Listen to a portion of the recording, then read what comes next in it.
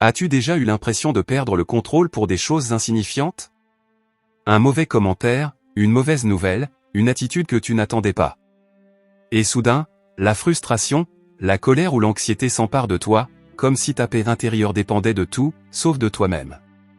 Nous vivons dans un monde bruyant, accéléré, rempli de pressions extérieures. On nous apprend à courir après le bonheur à travers les réussites, l'argent, l'approbation des autres. Mais personne ne nous apprend à cultiver la calme. Et sans calme, tout le reste perd son sens. Aujourd'hui, je veux te parler d'une philosophie qui n'a pas seulement survécu au temps, mais qui a aidé des millions de personnes à retrouver leur centre, le stoïcisme. Ce n'est pas un discours théorique, mais une carte pratique pour maintenir la paix, même lorsque tout autour de toi s'effondre. Car oui, il est possible d'entraîner l'esprit pour que rien ni personne ne puisse te voler ta sérénité. Il ne s'agit pas de devenir froid, mais de répondre avec sagesse, et non avec impulsivité. Dans ce message, je vais partager avec toi 9 leçons stoïciennes, claires, pratiques et puissantes, qui ont été vécues par des empereurs, des sages et des personnes ordinaires. Tous ont découvert une vérité profonde, la véritable force ne réside pas dans le fait de contrôler le monde, mais dans la maîtrise de soi. Imagine un instant à quoi ressemblerait ta vie si tu cessais de réagir à chaque provocation. Si tu pouvais garder l'esprit clair même au milieu du chaos. Si ta tranquillité ne dépendait plus des actions des autres. Cet état de sérénité n'est pas une illusion, c'est une habitude, une manière de vivre. Elle s'entraîne jour après jour, et tout commence aujourd'hui. Prends donc ce moment rien que pour toi. Respire profondément. Laisse ces idées pénétrer au-delà de ta raison, car la paix que tu recherches est déjà en toi. Il suffit simplement de la réveiller. Mais avant de continuer, je veux que tu prennes une minute et que tu écrives en commentaire. À partir d'aujourd'hui, je serai une nouvelle version de moi. Pourquoi t'inviter à écrire cela? Parce que lorsque tu le fais, tu le déclares, tu l'imprimes dans ton esprit et dans ton subconscient. C'est à ce moment que le vrai changement commence. Ce n'est pas qu'une simple phrase, mais un engagement envers toi-même. Alors écris-le maintenant, et commençons.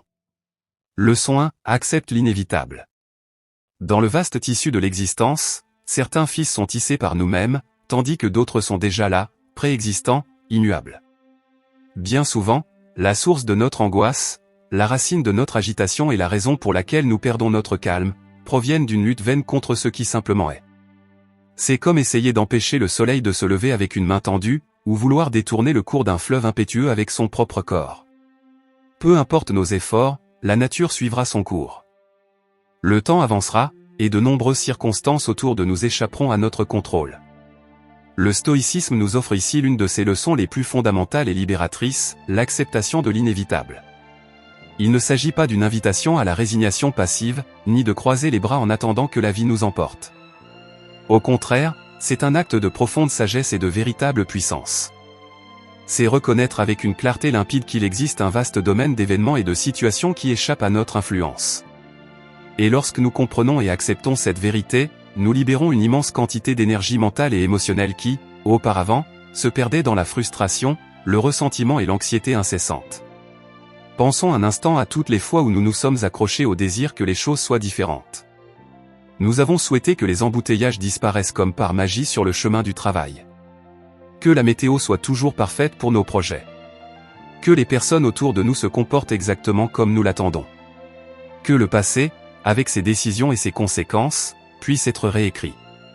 Chaque fois que nous nous accrochons à ces désirs irréalistes, nous nous condamnons à un cycle sans fin de déception.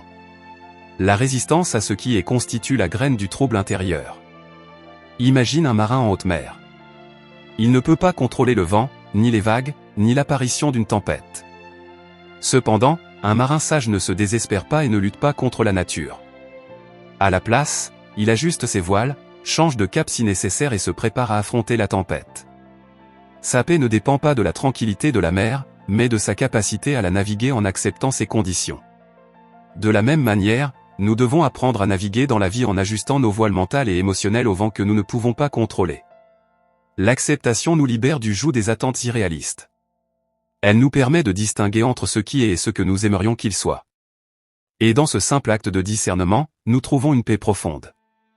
Quand nous acceptons qu'une personne se comporte d'une certaine manière parce que c'est dans sa nature ou dans ses circonstances, nous cessons de le prendre comme une attaque personnelle. quand nous acceptons qu'un événement malheureux est déjà arrivé et qu'il ne peut être effacé, nous pouvons alors concentrer notre énergie sur la seule chose qui est sous notre contrôle, notre réponse à cet événement. Ce principe s'applique à tout, depuis les petites contrariétés quotidiennes jusqu'aux grandes tragédies de la vie. Accepter que les choses se cassent, que les gens commettent des erreurs, que les plans puissent échouer, ou que la vie elle-même soit impermanente, n'est pas un signe de faiblesse, mais de force. C'est un choix conscient, celui d'arrêter de gaspiller une énergie précieuse en regrets ou en combats perdus d'avance. C'est reconnaître notre propre humanité et les limites inhérentes à notre existence. En pratiquant l'acceptation de l'inévitable, notre esprit devient plus souple, plus adaptable. Nous cessons d'être des êtres rigides et fragiles, qui se brisent au moindre choc, pour devenir des êtres résilients, semblables aux roseaux qui plient sous le vent, mais ne seront pas. Nous commençons à voir les défis non plus comme des obstacles personnels placés sur notre route pour nous faire souffrir, mais comme de simples circonstances, faisant partie du flux naturel de la vie. L'acceptation ne signifie pas approuver la souffrance ou l'injustice. Il ne s'agit pas de dire « c'est bien que cela arrive », mais de reconnaître « cela arrive ». Une fois que nous acceptons la réalité d'une situation et seulement alors nous pouvons agir avec clarté et détermination. Si nous restons coincés dans le déni ou dans la résistance, notre capacité à répondre efficacement s'amenuise. L'acceptation est donc le premier pas vers une réponse sage et vers la reconquête de notre calme. C'est un rappel constant que notre paix ne dépend pas du fait que le monde se plie à nos désirs, mais de notre capacité à nous adapter au monde tel qu'il est. En pratiquant l'acceptation, nous cessons d'être les victimes des circonstances et devenons des observateurs sereins de la vie, capables de trouver la tranquillité même au cœur de la tempête la plus violente. Cette leçon, simple dans son concept mais profonde dans son application, est la pierre angulaire pour construire une forteresse intérieure inébranlable, une paix que rien ni personne ne pourra t'arracher.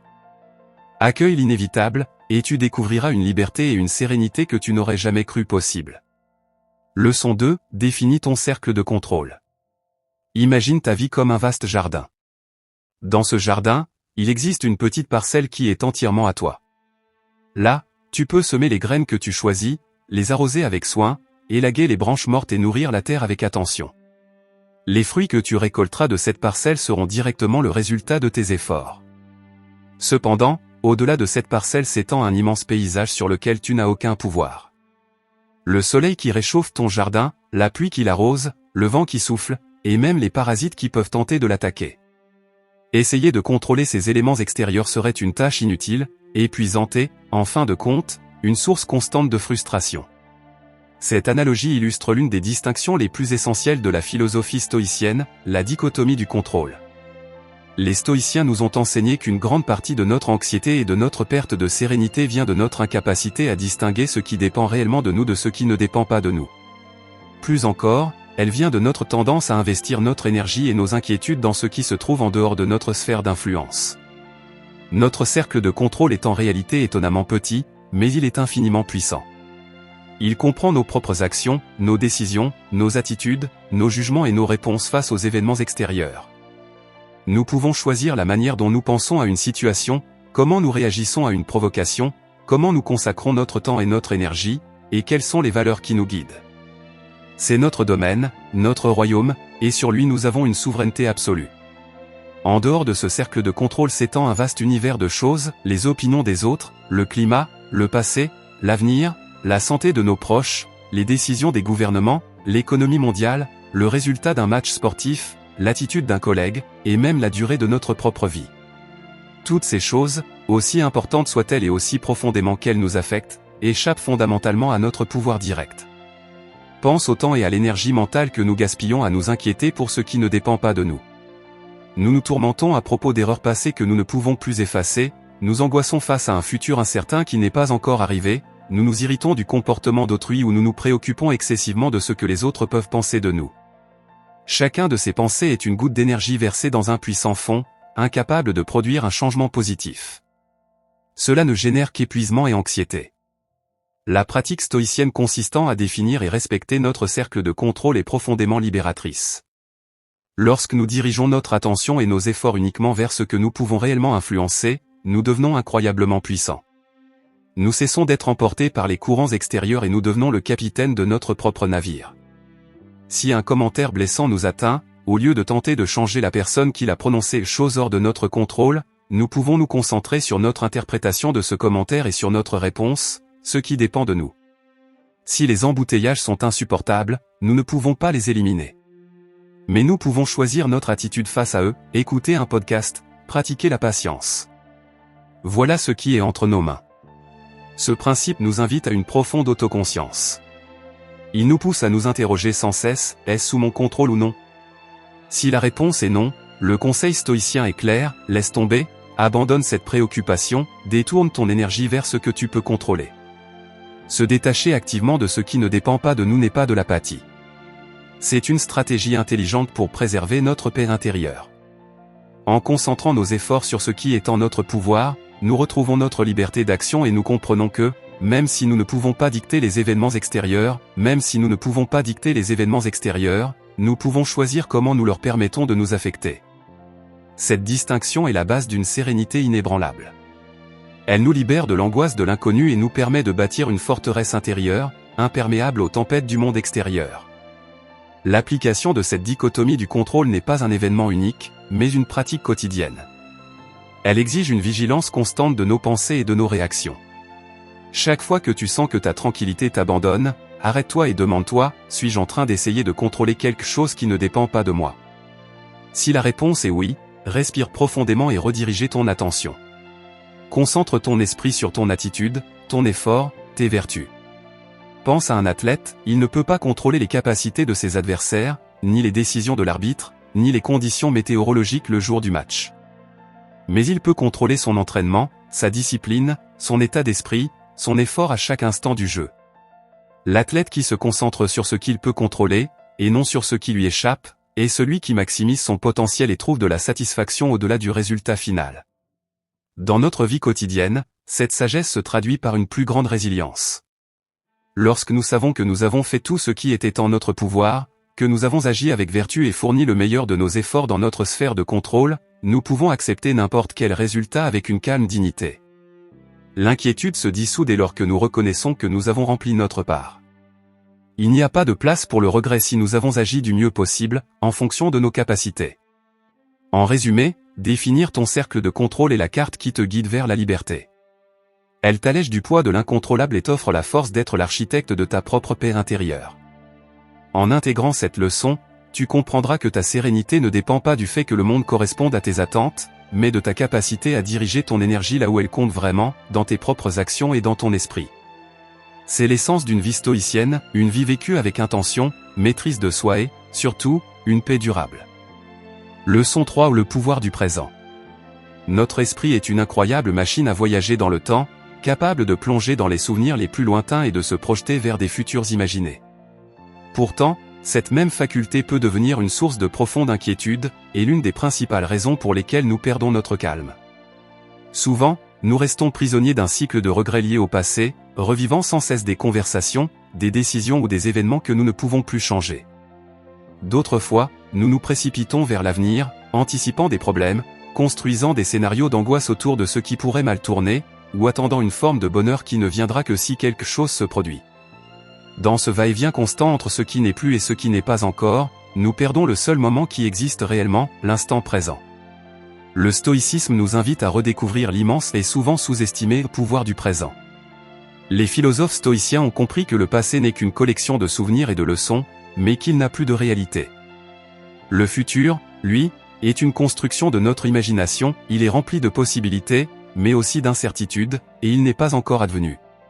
Le seul endroit où nous avons un véritable pouvoir d'agir, de choisir, de vivre, c'est l'ici et maintenant. Le seul moment pour expérimenter la vie et trouver la véritable paix est le moment présent. Pense à l'anxiété, d'où surgit-elle? Toujours de la préoccupation pour quelque chose qui est arrivé ou pour quelque chose qui pourrait arriver. Quand notre esprit est ancré dans le présent, l'anxiété se dissout, car ici et maintenant, il n'y a rien à craindre, si ce n'est le moment lui-même. Lorsque nous sommes pleinement présents, le regret s'efface, car nous reconnaissons que ce qui est fait est fait. Nous ne pouvons qu'en tirer des leçons dans le présent, afin d'éclairer nos actions futures. Vivre dans le présent signifie prêter une attention entière à ce que nous faisons, ressentons et expérimentons à cet instant précis. C'est l'acte conscient de savourer la première gorgée de café du matin, de sentir la texture des vêtements contre notre peau, d'écouter un ami attentivement sans que l'esprit vagabonde, de se concentrer entièrement sur la tâche en cours sans être distrait par ce qu'il faudra faire ensuite ou ce que nous n'avons pas fait auparavant. Lorsque notre esprit est dispersé entre hier et demain, nous sommes comme un navire sans ancre, ballotté par les courants de pensées errantes. Nous devenons vulnérables au stress, à la distraction et à la sensation que la vie nous échappe.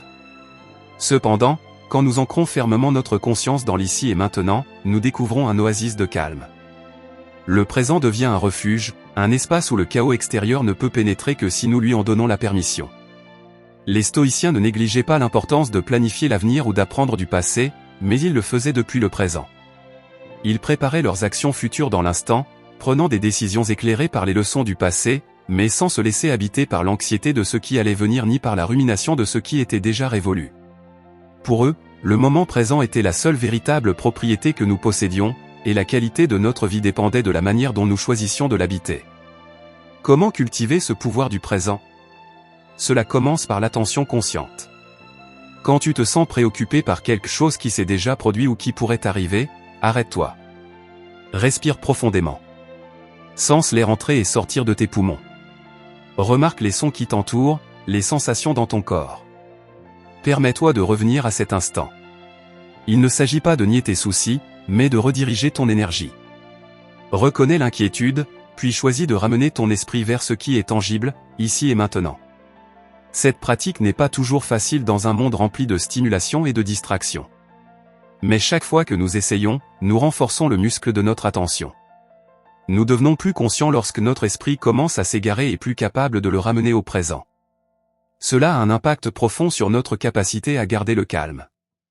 Lorsque nous sommes pleinement présents, nous sommes moins enclins à réagir impulsivement, à céder à la panique ou à laisser de petits désagréments se transformer en grandes sources d'angoisse. Pense à la beauté d'un moment, un coucher de soleil, une conversation sincère, le rire d'un enfant. Si notre esprit est ailleurs, nous manquons la plénitude de cette expérience. Le pouvoir du présent nous permet de plonger entièrement dans la richesse de chaque instant, d'en extraire la plus grande satisfaction et la sérénité de la vie. En nous libérant des chaînes du passé et de l'avenir, nous découvrons que le présent est un cadeau précieux, rempli d'opportunités de paix, de plénitude et d'actions significatives. C'est le seul lieu où nous pouvons pratiquer nos vertus, prendre des décisions sages et trouver une connexion authentique avec nous-mêmes et avec le monde. En habitant l'instant avec attention et gratitude, non seulement nous conservons notre calme, mais nous enrichissons profondément la qualité de notre existence. Le présent n'est pas seulement un moment dans le temps. C'est la toile sur laquelle nous peignons notre vie, et le seul espace où peut fleurir la véritable sérénité. Leçon 4, ne prends rien personnellement. Imagine que tu es un observateur serein, assis tranquillement au bord d'une rivière. Tu vois des objets flotter au fil de l'eau, des feuilles sèches, des branches, parfois une bouteille vide. Ta réaction naturelle est simplement de les regarder passer. Tu ne te mets pas en colère contre la feuille parce qu'elle est sèche, ni ne t'offenses contre la branche parce qu'elle croise ton champ de vision. Elles font simplement partie du flux de la rivière.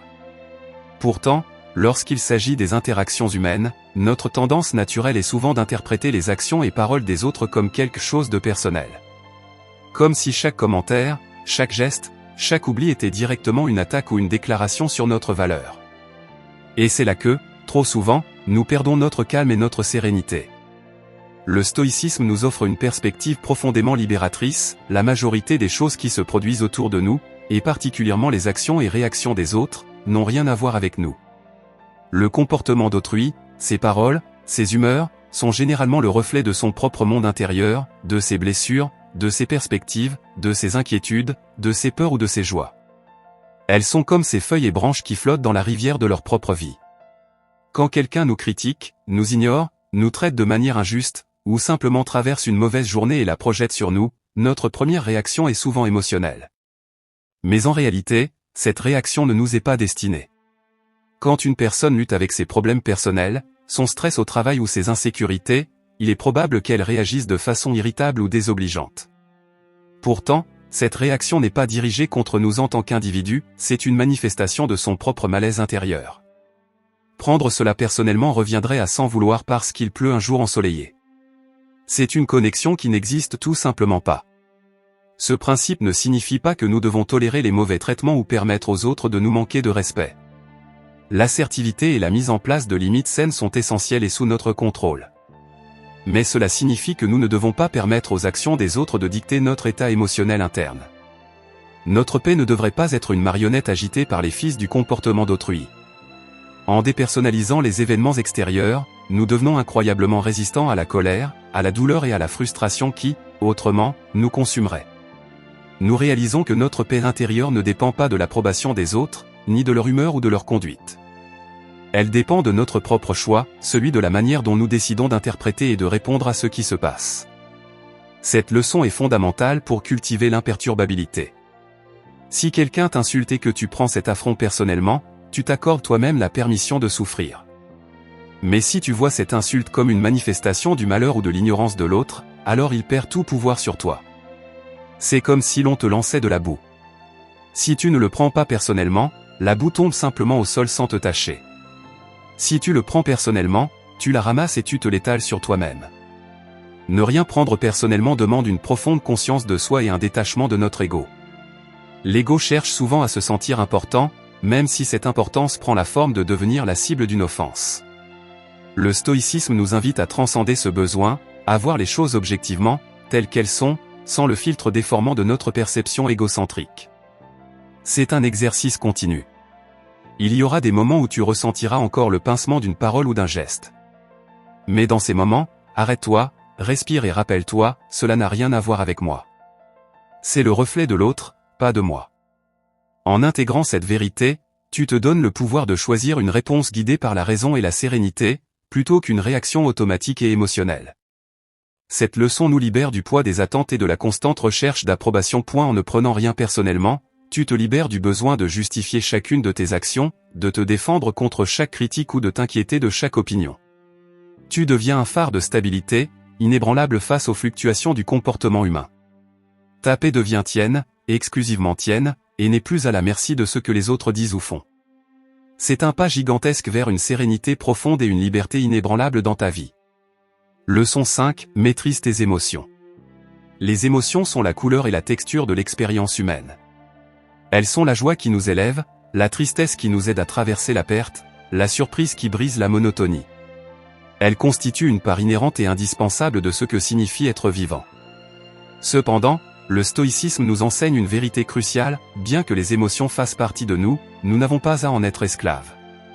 Trop souvent, dans le feu d'un moment, nous croyons être notre colère, notre frustration ou notre tristesse. Nous nous identifions tellement à l'émotion que nous perdons toute perspective, et à cet instant, c'est elle qui prend le volant et nous entraîne où elle veut. Les stoïciens ne prônaient pas la suppression des émotions, une idée reçue assez courante. Ils ne cherchaient pas à se transformer en statue de pierre dénuée de sentiments. Leur objectif était plutôt la gestion sage des émotions, comprendre leur nature transitoire et éviter qu'elles ne nous dominent ou ne nous poussent à des actions que nous regretterions ensuite. Ils voulaient être le conducteur du bus, et non le passager qui crie depuis l'arrière. La maîtrise des émotions consiste à ressentir pleinement, tout en choisissant comment répondre à ce que l'on ressent, en gardant la raison comme guide principal. Quand une émotion intense surgit, la pratique stoïcienne invite à faire une pause. Cette pause est essentielle. Au lieu de réagir impulsivement, comme un animal qui répond immédiatement à un stimulus, nous pouvons insérer un petit espace de temps entre l'événement et notre réponse. Dans cet espace, nous pouvons observer l'émotion qui s'est manifestée, reconnaître sa présence sans jugement, et nous demander, quelle est cette émotion? D'où vient-elle? Est-elle utile à cet instant? Ma colère ou ma peur me servent-elles vraiment dans cette situation? Cette capacité d'observation détachée est le premier pas vers la maîtrise. Lorsque nous voyons l'émotion comme quelque chose que nous expérimentons plutôt que comme quelque chose que nous sommes, nous reprenons notre pouvoir. La colère peut être une rafale de vent violent, mais elle n'a pas à renverser l'arbre de ta sérénité si tu es bien enraciné. Un outil stoïcien fondamental pour cette maîtrise est le jugement. Les stoïciens croyaient que ce ne sont pas les événements eux-mêmes qui nous troublent, mais nos jugements ou interprétations de ces événements. Si quelqu'un nous critique, ce n'est pas la critique en soi qui nous met en colère, mais notre jugement selon lequel cette critique est injuste, blessante ou une menace pour notre estime de soi. Si la circulation nous frustre, ce n'est pas l'embouteillage en lui-même, mais notre jugement, cela ne devrait pas arriver, ou, je perds un temps précieux. En questionnant nos jugements, nous pouvons défier la narration que notre esprit construit autour d'une émotion. Nous pouvons nous demander, est-ce que cette interprétation est absolument vraie? Existe-t-il une autre manière de voir la situation? Cette émotion me conduit-elle vers une action que je regretterai? En nous posant ces questions, nous introduisons la raison dans le processus, et la raison est une force apaisante et équilibrante. La maîtrise émotionnelle implique aussi de reconnaître les précurseurs de nos émotions. Quelle situation ou quelle pensée déclenche ta colère? Qu'est-ce qui te rend anxieux? En étant conscient de ces schémas, tu peux anticiper, te préparer, ou même éviter certaines situations si elles ne sont pas productives pour ta paix intérieure. Ce chemin ne consiste pas à supprimer la douleur ou la tristesse. Il est naturel de ressentir de la peine face à une perte, de la frustration devant un obstacle. Mais il s'agit d'éviter que ces émotions nous contrôlent, qu'elles nous aveuglent à la raison, ou qu'elles nous entraînent vers des réactions impulsives. C'est apprendre à ressentir l'émotion, à la reconnaître, puis à la laisser passer sans s'y accrocher. Comme les nuages dans le ciel, les émotions vont et viennent. L'essentiel est de ne pas confondre les nuages avec le ciel lui-même. Maîtriser tes émotions signifie que, même quand la vie te frappe durement, tu ne seras pas emporté par le courant de tes propres sentiments. Tu pourras maintenir la clarté mentale nécessaire pour évaluer la situation, choisir la réponse la plus sage et agir de manière alignée avec tes valeurs les plus profondes. Tu deviens alors le maître de ton univers intérieur, plutôt que la marionnette de tes réactions. En pratiquant cette maîtrise, tu te libères de la réactivité. Les provocations extérieures perdent leur pouvoir. L'adversité, bien qu'elle reste un défi, ne pourra plus t'arracher ta paix intérieure. Tu deviens une personne d'une profonde sérénité, capable de naviguer dans les eaux tumultueuses de la vie avec une tranquillité qui ne vient pas de l'absence d'émotions, mais de leur gestion éclairée. Voilà le véritable chemin vers une paix durable et une force inébranlable. Si cette vidéo vous a inspiré, n'oubliez pas de vous abonner et d'activer la cloche pour ne pas manquer la suite. Dans la prochaine vidéo, nous continuerons à explorer les conseils stoïciens pour cultiver une force intérieure inébranlable.